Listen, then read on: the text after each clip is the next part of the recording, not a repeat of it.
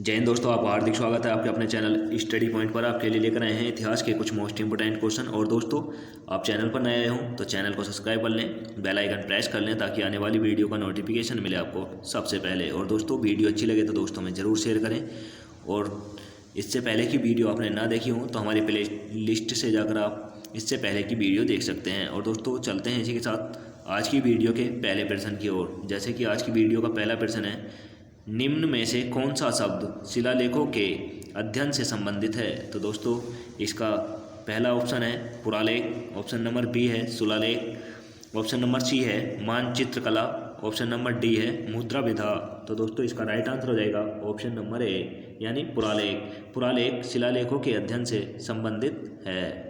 दोस्तों, इसी के साथ चलते हैं अगले प्रश्न की ओर। जैसे कि अगला प्रश्न है, विषम जोड़े को खोजें।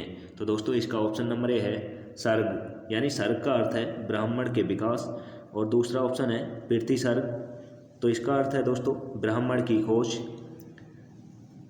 और तीसरा ऑप्शन है समांतर समन्वयंतर। समन्वयंतर का अर्थ है दोस्तों समय के बारंबार। और दोस्तों, ऑप्शन नंबर डी है बमस। बमस का अर्थ है कुछ चयनित पात्रों के जीवन की कहानी। तो दोस्तों, इसका राइट आंसर हो जाएगा ऑप्शन नंबर डी, यानी ऑप्शन नंबर डी यह विषम जोड़ा है और यह सभी सही जोड़े हैं। इसी के साथ चलते हैं दोस्तों अगले प्रश्न की ओर। जैसे कि अगला प्रश्न है, 1863 ईस्वी में भारत में पहले पुरापाषाण पत्थर की खोज किसने की थी। तो दोस्तों, इसका राइट आंसर हो जाएगा option number A Robert Bruce foot. Robert Bruce foot ने 1863 ईस्वी में पुरापाषाण पत्थर की खोज की थी।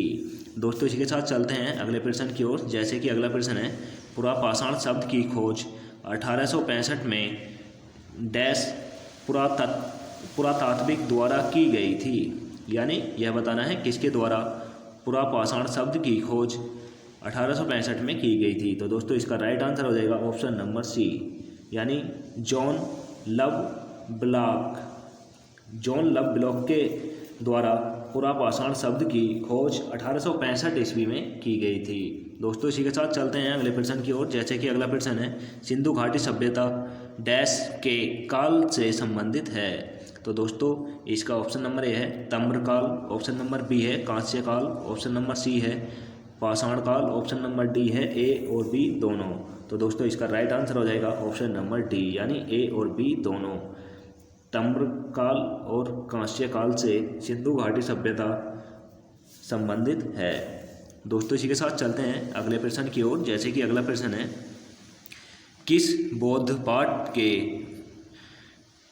बौद्ध पाठ में केवल प्रथम 12 महाजनपदों का उल्लेख है और 16 में 4 महाजनपदों का जिक्र नहीं है। तो दोस्तों, इसका राइट आंसर हो जाएगा ऑप्शन नंबर बी, यानी दिग्घ निकाय। दिग्घ निकाय में 16 में 4 महाजनपदों का जिक्र नहीं है। दोस्तों, इसी के साथ चलते हैं अगले प्रश्न की ओर। जैसे कि अगला प्रश्न है, सिंधु घाटी सभ्यता में से कौन सी साइट पर बिना दुर्ग का केवल एक शहर था। तो दोस्तों, इसका राइट आंसर हो जाएगा ऑप्शन नंबर बी चूहड़ो। चूहड़ो एक ऐसा सिंधु घाटी सभ्यता का शहर था जिसमें साइट पर बिना दुर्ग का शहर था। अब दोस्तों, इसी के साथ चलते हैं अपने अगले प्रश्न की ओर। जैसे कि अगला प्रश्न है, किस पाल शासक ने बौद्धों के लिए मैसूर विक्रमशिला विश्वविद्यालय की स्थापना की थी। तो दोस्तों, इसका राइट आंसर हो जाएगा ऑप्शन नंबर डी, यानी धर्मपाल। धर्मपाल पाल वंश के ऐसे शासक थे जिन्होंने बौद्धों के लिए विक्रमशिला विश्वविद्यालय की स्थापना की थी। दोस्तों, इसी के साथ चलते हैं अगले प्रश्न की ओर। जैसे कि अगला प्रश्न है, विषम जोड़े की पहचान करें। तो दोस्तों, पहला जोड़ा है युवराज। युवराज बराबर राजकुमार, पुरोहित बराबर मुख्य पुजारी और सेनापति बराबर प्रमुख कमांडर। और दोस्तों, अमात्य बराबर जासूस या जासूसी। तो दोस्तों, इसका राइट आंसर हो जाएगा ऑप्शन नंबर डी, यानी अमात्य बराबर जासूस या जासूसी नहीं है। और दोस्तों यह ऑप्शन सभी सही हैं, यह सभी राइट आंसर्स हैं। और दोस्तों इसी के साथ चलते हैं अगले प्रश्न की ओर। जैसे कि अगला प्रश्न हो जाएगा अपना, निम्नलिखित में से किन प्राचीन संदेशों से मौर्य शासकों और कालक्रम की सूची का पता चलता है? तो दोस्तों इसका ऑप्शन नंबर ए है पुराण, ऑप्शन नंबर बी है ब्रह्मांड, ऑप्शन नंबर डी है वेद, ऑप्शन नंबर डी है उपरोक्त में से कोई नहीं। तो दोस्तों इसका राइट आंसर हो जाएगा ऑप्शन नंबर ए यानी पुराण। पुराणों में पता चलता है कि मौर्य शासकों और कालक्रम की सूची है। इसी के साथ चलते हैं दोस्तों अपने अगले प्रश्न की ओर। जैसे कि अगला प्रश्न है, सातवाहन काल से संबंधित विशेषणों कौन सा है? तो दोस्तों इसका ऑप्शन नंबर ए है, उन्होंने पहले अपने शासकों की छवियों के साथ भारतीय राज्य के सिक्के जारी किए। और ऑप्शन नंबर बी है, उन्होंने एक सांस्कृतिक पुल का गठन किया और भारत के दक्षिण सिरे से भारत गंगा के मैदान तक व्यापार तक विचारों के आदान प्रदान में महती भूमिका निभाई। और दोस्तों ऑप्शन नंबर सी है, ए और बी दोनों सही हैं, ऑप्शन नंबर डी है इनमें से कोई नहीं। तो दोस्तों इसका राइट आंसर हो जाएगा ऑप्शन नंबर सी यानी ए और बी दोनों सही हैं, यानी कि ये जो कहे गए हैं सातवाहन काल के बारे में यह सही कहा गया है।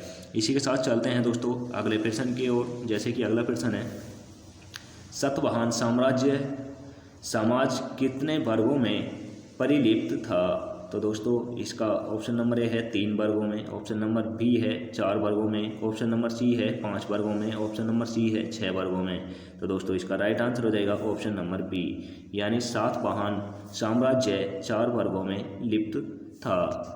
दोस्तों इसी के साथ चलते हैं अपने अगले प्रश्न की ओर। जैसे कि अगला प्रश्न है, सातवाहन राज्य के भीतर सामंतों के कितने प्रकार थे? तो दोस्तों इसका ऑप्शन नंबर ए है 4, ऑप्शन नंबर बी है 3, ऑप्शन नंबर सी है 2, ऑप्शन नंबर डी है 1। तो दोस्तों इसका राइट आंसर हो जाएगा ऑप्शन नंबर बी यानी 3। सातवाहन राज्यों के भीतर तीन प्रकार के थे। तो दोस्तों इसी के साथ चलते हैं अगले प्रश्न की ओर। जैसे कि अगला प्रश्न है, और दोस्तों इम्पोर्टेंट प्रश्न है यह प्रश्न अधिकतर एग्जामों में पूछे जाते हैं। दोस्तों जैसे गुप्त साम्राज्य का संस्थापक कौन था? तो दोस्तों इसका ऑप्शन नंबर 1 है समुद्रगुप्त, ऑप्शन नंबर बी है कुमारगुप्त, ऑप्शन नंबर सी है घोतचुकगुप्त, ऑप्शन नंबर डी है श्रीगुप्त। तो दोस्तों इसका राइट आंसर हो जाएगा ऑप्शन नंबर डी यानी श्रीगुप्त। श्रीगुप्त जी गुप्त साम्राज्य के संस्थापक थे। यह वेरी इंपॉर्टेंट क्वेश्चन है और दोस्तों यह अधिकतर एग्जामों में ऐसे क्वेश्चन पूछ लिए जाते हैं। आप सभी साम्राज्यों के संस्थापकों को याद कर लें, यह सभी एग्जामों में पूछे जाते हैं। और दोस्तों इसी के साथ चलते हैं अगले प्रश्न की ओर। जैसे कि अगला प्रश्न है, निम्नलिखित में से किसने विक्रमांका और कविराज का उपाधि ग्रहण की थी? यानी किस शासक ने विक्रमांका और कविराज की उपाधि धारण की थी? यह ऐसे कौन से शासक थे? तो दोस्तों इसका ऑप्शन नंबर ए है समुद्रगुप्त, ऑप्शन नंबर बी है कुमारगुप्त, ऑप्शन नंबर सी है श्रीगुप्त, ऑप्शन नंबर डी है चंद्रगुप्त। तो दोस्तों इसका राइट आंसर हो जाएगा ऑप्शन नंबर ए यानी समुद्रगुप्त। समुद्रगुप्त ने विक्रमांका और कविराज की उपाधि धारण की थी। इसी के साथ चलते हैं दोस्तों अपने अगले प्रश्न की ओर। जैसे कि अगला प्रश्न है, निम्न में से किसने वीरसेन को अपने प्रचार के दौरान सेना प्रमुख नियुक्त किया था? तो दोस्तों यह बताना है वीरसेन को किसने अपने प्रचार के दौरान सेना प्रमुख नियुक्त किया था। दोस्तों पहला ऑप्शन है चंद्रगुप्त प्रथम ने, दूसरा ऑप्शन है चंद्रगुप्त द्वितीय ने, तीसरा ऑप्शन है समुद्रगुप्त ने, ऑप्शन नंबर डी है घोटचक ने। तो दोस्तों इसका राइट आंसर हो जाएगा ऑप्शन नंबर सी यानी समुद्रगुप्त ने वीरसेन को अपने प्रचार के दौरान सेना प्रमुख नियुक्त किया था। दोस्तों इसी के साथ चलते हैं अपने अगले प्रश्न की ओर। जैसे कि अगला प्रश्न है, पुरापाषाण या पुरानी पाषाण युग से संबंधित गहन विश्लेषण है। तो दोस्तों इसका ऑप्शन नंबर ए है पुराने पाषाण युगीन साइटेंट आमतौर पर जल स्रोतों के पास स्थित हैं। और दोस्तों ऑप्शन नंबर बी है कई चट्टानी आश्रमों और गुफाओं को पुरापाषाण लोगों द्वारा इस्तेमाल नहीं किया गया। वे ज़्यादातर पत्तियों से बनी झोंपड़ियों में रहते थे। और दोस्तों तीसरा ऑप्शन है भीमबेटका आदमगढ़ पहाड़ी और कुरनूल भारत में पुरानी पाषाण कालीन प्रसिद्ध स्थल के उदाहरण हैं। और दोस्तों ऑप्शन नंबर डी है उपयुक्त में से कोई नहीं। तो दोस्तों इसका राइट आंसर हो जाएगा ऑप्शन नंबर बी, यानी पुरापाषाण या पुरानी पाषाण युग से संबंधित कई चट्टानी आश्रयों और गुफाओं को पुरापाषाण लोगों द्वारा इस्तेमाल नहीं किया गया। वे ज़्यादातर पत्तियों से बनी झोपड़ियों में रहते थे, यानी पुरापाषाण काल के लोग पत्तियों की बनी हुई झोपड़ियों से रहते थे। दोस्तों यह राइट आंसर हो जाएगा। इसी के साथ चलते हैं अपने अगले प्रश्न की ओर, जैसे कि अगला प्रश्न है सही जोड़े का चयन करें। तो दोस्तों इसका ऑप्शन नंबर ए है कोट दीजी गुजरात, धोलावीरा राजस्थान, कालीबंगा सिंध, बानीबली हरियाणा। तो दोस्तों इसका राइट आंसर हो जाएगा, सही जोड़ा हो जाएगा दोस्तों ऑप्शन नंबर डी, यानी बानीबली हरियाणा राज्य में स्थित है। यह बानीबली सिंधु घाटी सभ्यता से संबंधित है और यह हरियाणा राज्य में स्थित है। और दोस्तों इसी के साथ चलते हैं अगले प्रश्न की ओर।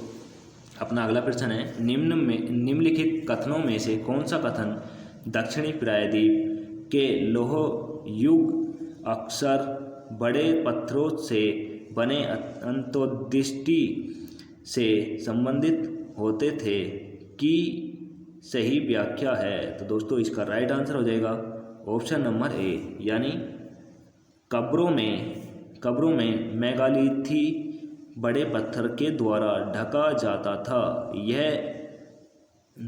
इस तरह की कब्र बड़े पैमाने पर दक्षिण भारत में पाई जाती हैं। तो दोस्तों इसका right answer option number A हो जाएगा। दोस्तों इसी के साथ चलते हैं आज की वीडियो के लास्ट क्वेश्चन की ओर, जैसे कि आज की वीडियो का लास्ट क्वेश्चन है सिंधु घाटी सभ्यता के नगर योजन से संबंधित निम्नलिखित कथनों पर ध्यान दें। तो दोस्तों इसका ऑप्शन नंबर ए है नगर योजना की प्रणाली हेक्सागोनल दृश्य की तर्ज पर थी, जहां सड़कें और गलियों एक साथ छत की तरह नजर आती थी। और दोस्तों ऑप्शन नंबर बी है मिट्टी की ईंटों का इस्तेमाल होता था और भूमिगत जल निकासी की उल्लेखनीय थी। और दोस्तों ऑप्शन नंबर सी है ए और बी दोनों सही हैं। ऑप्शन नंबर डी है उपरोक्त में से कोई नहीं। तो दोस्तों इसका राइट आंसर हो जाएगा उपरोक्त में से कोई नहीं, यानी ऑप्शन नंबर डी अपना राइट आंसर हो जाएगा।